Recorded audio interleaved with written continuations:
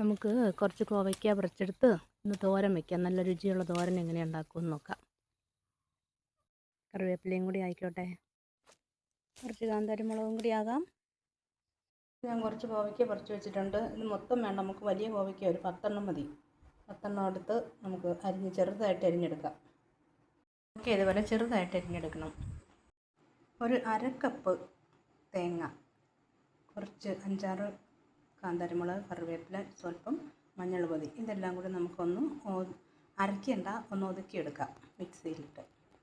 ഇതുപോലെ ആക്കിയെടുത്താൽ മതി. പകുതി അരവ് നമുക്ക് അരിഞ്ഞു വെച്ചിരിക്കുന്ന കോവയ്ക്കകത്തേക്ക് അതിട്ട് ഒന്ന് തിരുമ്മി വയ്ക്കാം. പാകത്തിന് ഉപ്പും കൂടി ഇട്ട് കൊടുത്തിട്ട് തിരുമ്മാവേ.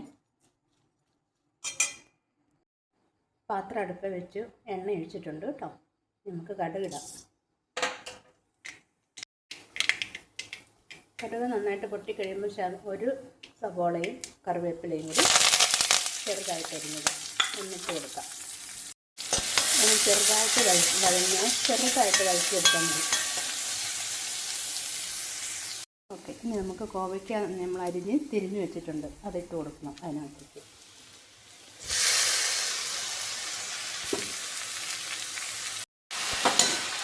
നമുക്ക് നന്നായിട്ട് യോജിപ്പിച്ചതിന് ശേഷം വെള്ളം ഒഴിക്കരുത്, അല്ലാതെ തന്നെ ഇത് ഇങ്ങനെ തന്നെ ഇരുന്ന് നമുക്ക് മൂടി വെച്ച് വേവിച്ചെടുക്കണം.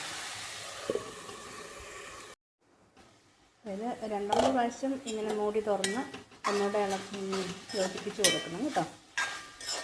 വേഗം വരെ വെള്ളം ഒഴിക്കരുത്. കോവയ്ക്കത്തോരൻ ഇഷ്ടമില്ലാത്തവർക്കും ഇങ്ങനെ വെച്ചെന്നാൽ വളരെ ഇഷ്ടപ്പെടും. വളരെ രുചികരമായ തോരനാണ്.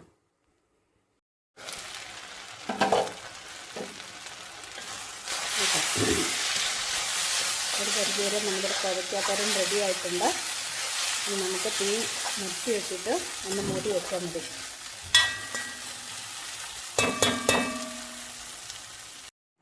ഓക്കെ, നമ്മുടെ കോവയ്ക്ക തോരൻ റെഡിയാണ്. നല്ല രുചിയുള്ളതാണ്. എല്ലാവരും ഇതുപോലെ തന്നെ ഉണ്ടാക്കി നോക്കുക. ഇത് കണ്ട എല്ലാവർക്കും നന്ദി. Okay, thank you.